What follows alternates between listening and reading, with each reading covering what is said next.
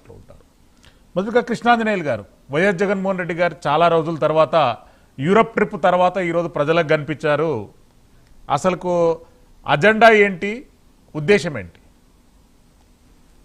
YSR Congress party అధినేత Jaganmohan Reddy agenda ఏమిటి అని అంటే 10 రోజులకో 15 రోజులకో 20 రోజులకో ఆంధ్రప్రదేశ్కు రావటం, ఇప్పుడు జరుగుతున్న పరిణామాల మీద ఏదో ఒక ప్రెస్ కాన్ఫరెన్స్ పెట్టడం, ఈ ప్రభుత్వం మీద కొన్ని విమర్శలు చేయటం, వెళ్ళిపోవటం. ఇదే ఎజెండా. విమర్శలు చేయటాన్ని నేనైతే తప్పుపట్టాను. ఎందుకు అని అంటే విమర్శలు చేయటం అనేటువంటిది ప్రతిపక్ష నాయకుడి యొక్క బాధ్యత. ప్రతిపక్ష పార్టీగా ఆంధ్రప్రదేశ్ కానీ విమర్శలు చేసేటప్పుడు సద్విమర్శలు చేస్తే బాగుంటుంది కదండి కృష్ణాంజనేయులు గారు. ఎందుకంటే అమరావతిలో ఎంతో అభివృద్ధి కొనసాగుతుంది, అందరికీ తెలుస్తున్నటువంటి అంశం. ప్రతి అంశంలో అవినీతి కొనసాగుతుంది అంటే ఆయన నిర్వహించినటువంటి 5 సంవత్సరాల పాలన పైన అరక్షణం కూడా మనం వదిలిపెట్టే అవకాశం ఉండదు. అందుకనే ఆయన సద్విమర్శ చేశాడా, నెగిటివ్ గా విమర్శలు చేశాడా, అసత్యమైన ఆరోపణలు చేశాడు, ఇవన్నీ కూడా మాట్లాడడం. అంతేకాని మీకెందుకు ఆందోళన? ఈ సజ్జా అజయ్ తెలుగుదేశం పార్టీ సంబంధించిన నాయకులు ఆయనకు ఉండాల ఆందోళన, మీకు నాకు అవసరం లేదు. మనం న్యూట్రల్ కదా, మనం న్యూట్రల్ కాబట్టి జరుగుతున్న పరిణామాల మీద అన్ని కూడా డిస్కస్ చేయాలి.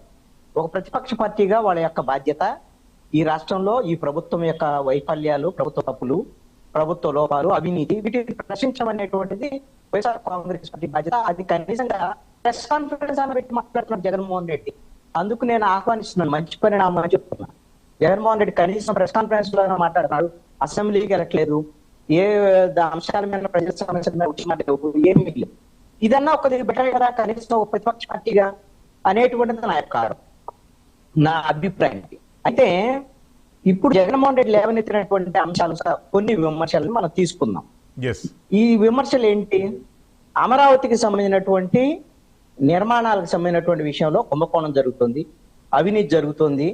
ఒక ఏది గ్లాసులకే కేవలం వాళ్ళు 2,400 కోట్ల రూపాయలు ఖర్చు చేస్తున్నారు.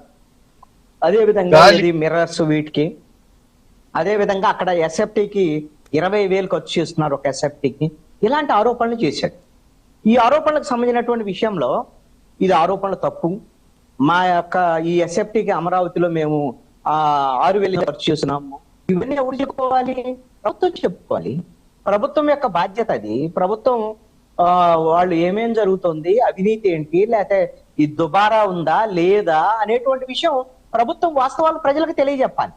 నేను ఒకటి చెప్పదలుచుకున్నాను ఏంటి అని అంటే, జగన్మోహన్ రెడ్డి వైఎస్ఆర్ కాంగ్రెస్ పార్టీ ఇప్పుడు వరకు అమరావతి అనేది ఒక బ్రహ్మరావతి, అమరావతి లేదు, అక్కడ సెట్టింగులు ఉన్నాయి, అది ఒక మునిగిపోయేటువంటి ప్రాంతము, అక్కడ అమరావతి నిర్మాణాలే జరగటం లేదు అనేటువంటిది, అదొక అడవి, అదొక శ్మశానము, ఇలాంటివన్నీ మాట్లాడినటువంటి వైఎస్ఆర్ కాంగ్రెస్ పార్టీయే కదా.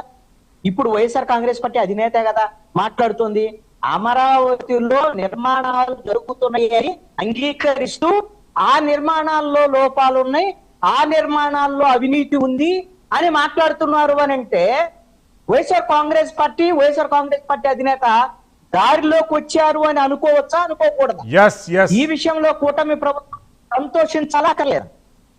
ఒక నిర్మాణం జరుగుతోంది, ఆ నిర్మాణంలో తప్పులో పొరపాట్లో లేకపోతే అవినీతో ఏదో ఉంది అని చెప్తున్నా అంటే నిర్మాణం జరుగుతే ఫస్ట్ అంగీకరిస్తుంది వైఎస్ఆర్ కాంగ్రెస్ పార్టీ. అయితే ఇక్కడ ఒక అంశం, జగన్మోహన్ రెడ్డి 5 ఏళ్లు ఉన్నాడు, ఒకటే మాట్లాడి 5 ఏళ్లు ఉన్న సమయంలో ఏ మాటలు మాట్లాడాడు? అంతకుముందు అవినీతి జరిగింది, చంద్రబాబు నాయుడు ముఖ్యమంత్రిగా, ఆయన అదే విధంగా మంత్రిగా ఉన్న నారాయణ, వీళ్ళు అవినీతి చేశారు, ఇదిగో రింగ్ రోడ్డుకు సంబంధించినటువంటి అలైన్మెంట్లు మార్చారు, ఇవన్నీ వాళ్ళు కేసులే పెట్టారు. ఇప్పుడు మాట్లాడటం కాదు. ఆ రోజున అధికారం కూడా ఉంది కాబట్టి వాళ్ళ ఆళ్ల రామకృష్ణారెడ్డి వాళ్ళ ఎమ్మెల్యేతో ఏకంగా కంప్లైంట్ చేయించి కేసులు పెట్టారు కదా. కేసులు పెడితే ఏమైంది? ఏమన్నా తెలియా?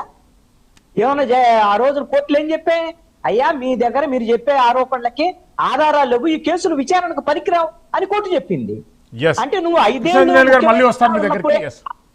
ఏళ్ళు చెప్పినప్పుడు అవినీతి లేదన్నప్పుడు ఈ విధమైనటువంటి ప్రచారము, ఈ విధమైన విమర్శలు చేస్తున్నామంటే అర్థమైంది అంటే రాజకీయ పరమైనటువంటి లబ్ధి కోసం ఈ రోజున బండలు వేసేటువంటి ప్రయత్నం జరుగుతుంది. అజయ్ గారు, వైఎస్ జగన్మోహన్ రెడ్డి గారు చాలా రోజుల తర్వాత